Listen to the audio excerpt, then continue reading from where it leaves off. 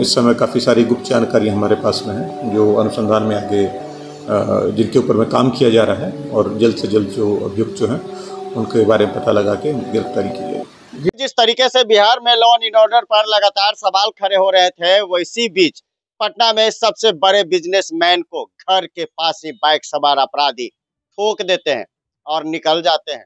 हालांकि सीएम नीतीश कुमार की high level meeting, उसमें आईजी, डीजीपी यानी तमाम अधिकारियों को फटकार लगा दी है। उन्होंने कहा किसी को छोड़ना नहीं है, पकड़िए। जिस आधार पर पटना पुलिस की बड़ी कार्रवाई सामने आई। जिस तरीके से पहली बार पटना के बियोर जेल में 200 से अधिक पुलिसकर्मी, 7 डीएसपी, कई मजिस्ट्रेट पहुंच गए।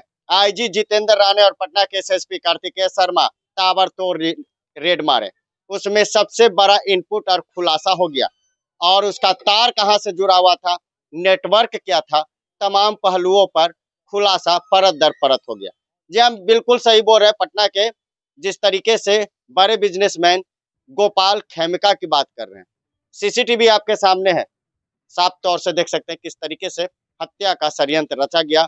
और सीसीटीवी में आखिर बाइक सवार कौन है जो गोपाल खेमका के गाड़ी के पास पहुंचता है और ठोक कर निकल जाता है। खैर, इस तमाम मामले को लेकर पटना के आईजी ने साफ तौर से कहा कई लोगों को उठाया गया। इनपुट है कि पटना के बियोर जेल से ही इसका कनेक्शन है। और इस पूरे मामले को लेकर पटना के आईजी जितेंद्र राणे क्या कुछ करें, जरा वो सुनिए। एसएसपी के नेतृत्व में एसआईटी द्वारा कल रात भर एसटीएफ के साथ मिलकर पटना और आसपास के क्षेत्रों में बहुत जगह छापेमारी की गई है, जिसमें जो कुछ संभावित अभियुक्त या जो ऐसे लोग जो उसके बारे में जानकारी दे सकते हैं उनको वर्तमान में हिरासत में लेके पूछताछ की जा रही है। और अभी इस कांड के संबंध में और व्यापक जो जानकारियां और जो कुछ अन्य व्यक्ति हैं उनसे पूछताछ अभी की जानी शेष है, जिसके पश्चात में पूर्ण रूप से क्लियर हो पाएगा।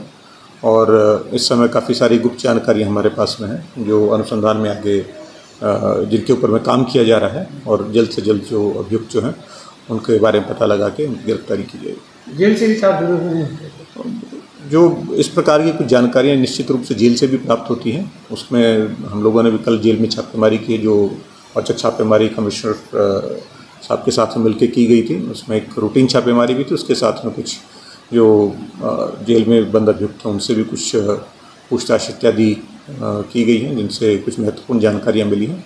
बहुत सारी लीड्स हैं और अलग अलग पहलू जो भी हैं उन सब के ऊपर में गहन अनुसंधान किया जा रहा है और निश्चित रूप से एसआईटी जो है वो जल्द से जल्द इस कांड का खुलासा करेगी। लगभग कितने लोग हिरासत में होंगे?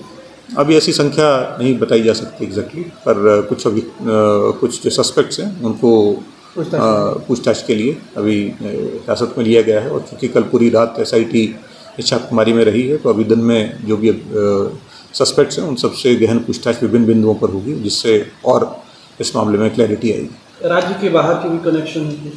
अभी इस तरीके की जो बातें जो हैं अनुसंधान से संबंधित हैं वो जैसे जैसे होगा उसके शेयर किया। सर, कल बियोर जेल में जो छापेमारी हुई उसमें क्या कुछ बरामद हुआ और वहाँ कार्रवाई करते हुए 3 कक्षपालों को जो है निलंबित भी किया गया? वहाँ से जो 3 मोबाइल फ़ोन प्राप्त हुए थे, उसके अतिरिक्त कुछ और प्रतिबंधित वस्तुएं प्राप्त हुई थी और जो कमिश्नर साहब के निर्देशानुसार वहाँ पे जो कार्रवाई की जाए।